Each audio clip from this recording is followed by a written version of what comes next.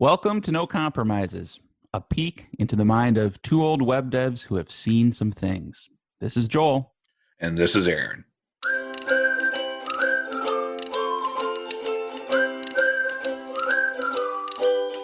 Nobody likes criticism, but when you're working on a team and you're all contributing code and building the product together, it's inevitable that someone else is going to look at what you wrote and have an opinion on it. And many teams even have a formal process whereby one person always reviews another person's code. And we've been on teams like that. We've set up our own code review process. But Aaron, I know you have opinions on this, and I'd like to maybe get a high level take from you on what you see as the value of code review and how to do so constructively. Yeah, I think that's the key word, constructive criticism. I think there's value in conflict. Conflict doesn't always have to be such a bad word when you have conflicting opinions and you can take a look at something and start to pull it apart. You're not doing it to bring a person down. You're doing it to kind of pull apart the code and look at it and understand what are we actually getting here after we've created something. Mm-hmm. So I think the important thing for me when I think about code review is, first of all, it's super important because for a couple of reasons. First, I want to make sure I can disseminate the information of this code with at least one other person, especially if I'm on a team. So when you solve a problem with code, the best way to understand how that was solved is if someone else is also reviewing that code. And so it's kind of a way of thinking of sharing the duties or spreading out the knowledge on a team. So it's a little bit of a knowledge share. Mm-hmm. But the second more important thing I kind of think about is you're looking for something, you're doing quality review, you're doing accuracy review, and by doing some code review, you're looking at that end product and saying, is this up to my standards? Is this going to solve the problem, et cetera? It's like if you go and buy a new car or something like that, you want to take a look at it usually and see if it looks nice, if the trim's nice, there's no scratches or anything on there, and then maybe you'll even get in it and drive it around, just like you might run some code from someone else's to see that it does, in fact, do what you think it does. Okay, yeah, that's a fair way of looking at it. And so what I heard you say is a lot of times when you're doing a code review, it's sharing knowledge, yes, but it's also preventing defects and maybe enforcing some team standards that may have been missed in the heat of development. It could also be like putting myself in the shoes of a person submitting code to be reviewed. You could even look at it as like a learning opportunity. So if somebody comes back and says, "Hey, why didn't you do this?" Now, maybe I thought of what you suggested and I can tell you why, and then we both learned something, but maybe I didn't think of it. And so don't get defensive, but hey, you just learned something too. Easier said than done, but I have benefited from constructive code review in the past where it's like, oh yeah, that is a better way of doing it. Right. Well, I think too, we need to be a little honest with ourselves and say, whenever you put your work up for a review, there is going to be some sort of pride that you have in that work.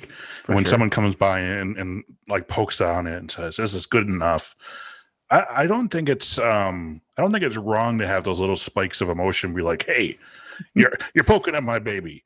But understand that as a team or as another person that you've contracted in to look at the work, that person just wants what's best.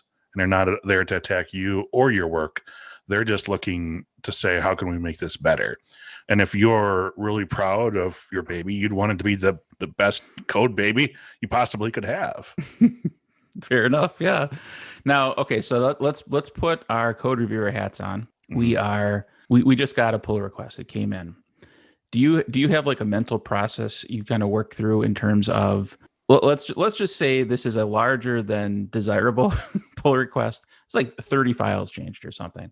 Like, how do you dissect that? How do you attack that as a code reviewer without like blocking out a whole day to read every line of code? Yeah, the first thing I do is I berate the other programmer for making a 30 file pull request. Very good, smart. I make sure that they understand that that's not okay, and I just delete the pull request.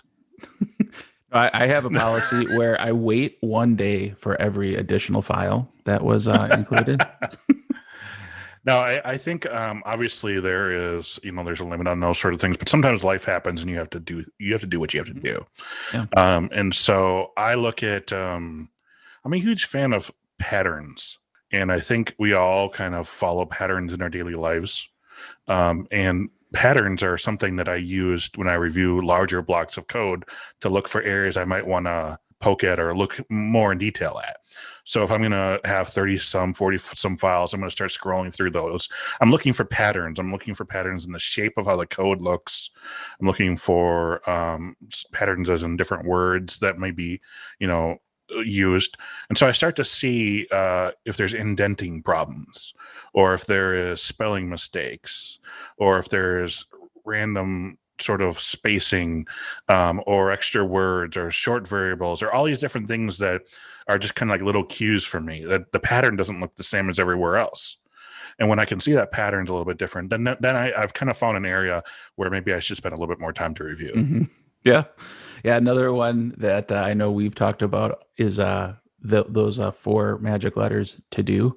Like you see that in the code and you're like, to do, but why didn't you? You just like, that's like a red flag right there. Not saying it's never good. Like I write to do tests sometimes, but it definitely is something that picks your eye when you're doing a code review.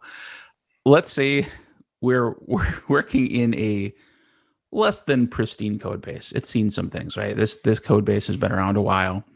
And as a team, we agree it's seen some things. We agree like things could be better.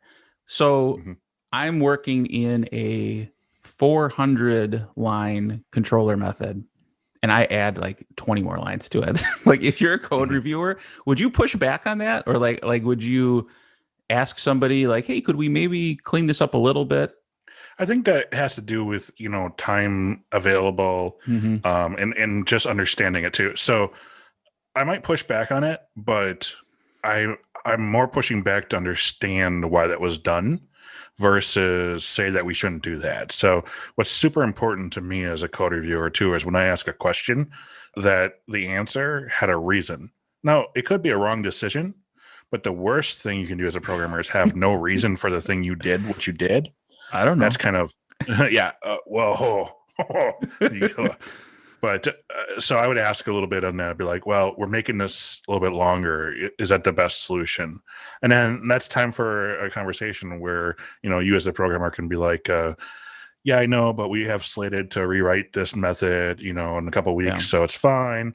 Or I don't like it either, but I couldn't think of another way. Do you have any feedback for me of how we could do that? And so I think that's actually another good point is don't assume that everyone knows the answer. So sometimes you can point out and say, why is this way? And the person might be like, hey, I didn't know a better way. Do you know a better way? And that's with the wrong tone. That can sound like a challenge. Like, sure. Well, I don't know. Well, how about you know? But I think it's a legitimate question during the process if you ask it respectfully. Yeah, and just the light bulb went on for me when you're talking about as a developer, hopefully you're making a conscious decision. If you're making a decision, especially if it's one you're thinking a little hard about, that might even be an opportunity for a comment or a note in the pull request to kind of head off that question. Like, I know this isn't great, but here's why I did it. And just put that right in the pull request. Or if you're doing something a little non-standard, but you have a valid reason, that probably belongs as a comment in the code. So the next person doesn't just copy it and like propagate this thing that doesn't belong in other places of the code base. Code reviews are valuable. I think we've established that, and they might be a little painful if not handled properly or if coming at it with the right attitude. Do you ever think it's valuable for maybe like the team lead to have their code reviewed by somebody else on the team? Maybe even somebody that's been there less time or has less experience? Yeah, I think that's a great idea for a number of reasons. But one of the most important comes back to that initial sort of reason is, especially if it's someone who hasn't been there for a long time, they'll probably get to learn something. They'll get to learn, how this process, what's the level of code, because hopefully the team leader is setting the standards as well.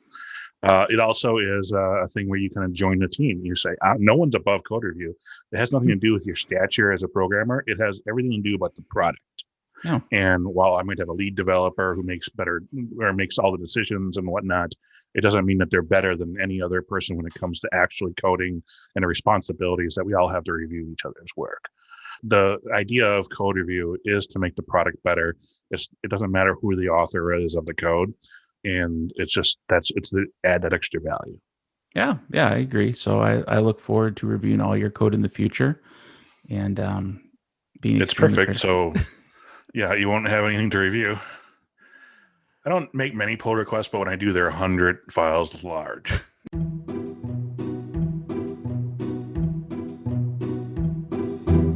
So Joe, we have a lot of talented people in this world, or some are just lucky or whatever. Can you think of any weird things that people do, maybe amazing things that people do, that when they do them, it works perfectly fine, but when you try it, it's just a dumpster fire? I'll give you an example. Okay, please. This is such a weird example, but I thought of this the other day. We would go to church, and my grandma would eat a hard candy, and she'd like a Jolly Rancher or something like that. Okay. And I guess she would eat half of it, and then she'd spit it back into the wrapper and wrap it up for later. Was it And then just as too we're much driving- for one sitting? I guess. Well, Okay. Great Depression, you Yeah, gotta yeah. make those last. Yeah. And so as we're driving home, she would, unwrap it and eat the rest of it. And I was really young, and I thought, I want to be like grandma. But no matter what, whenever I would do that, I would eat some of the Jolly Rancher and put it back in the little wrapper. I could never get it out of the wrapper then again. It just shredded, basically. It was somehow just stuck. And I've never to this day understood how she was able to do that. First of all, I'm pretty sure it was not a Jolly Rancher. If it was a grandma, it was almost certainly one of those Werther's hard caramel candies. Well, I mean, it wasn't Jolly. It was the off-brand one from Fleet Farm. So it was like Ranch Jollies or something like that. Okay. Jolly Cowboy instead of Rancher. Yeah. Happy Cowboy. This is a total nerd thing, but like the first thing when you were posing the question, I thought of my VS Code never lints code properly, and everybody else it works fine for. So there's a ghost on my machine. I don't know if this is like in the same category, but I cannot roll my tongue. And it seemed like everybody I grew up with and everybody in my family to this day can do it. And I'm just like, I think I'm missing a muscle or something in my mouth to make that happen. So for listeners, what you may not know is we actually can see each other during our podcast. So I'm going to ask, Joel, can you try to roll your tongue right now? Certainly can't do it while I'm smiling. So I can feel it in my mouth rolling, but as soon as I try to like open my mouth, it goes away. All right. So no, I cannot. I saw your attempt. It was okay. It was very blob-like. Yeah, no good. Nothing else. Like I guess. Oh, those people that can whistle really loud. Like I can whistle, you know, like sure. But like those people that can like attract someone in a crowd, and they're like, "Oh, just stick your fingers in your mouth." Yeah, the fingers in the mouth doesn't- whistling.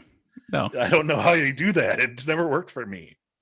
I'm with you on that one. Yeah, I know people that can whistle super loud like that. I'm like, I don't know what you're doing, and I'm not going to take time to figure it out.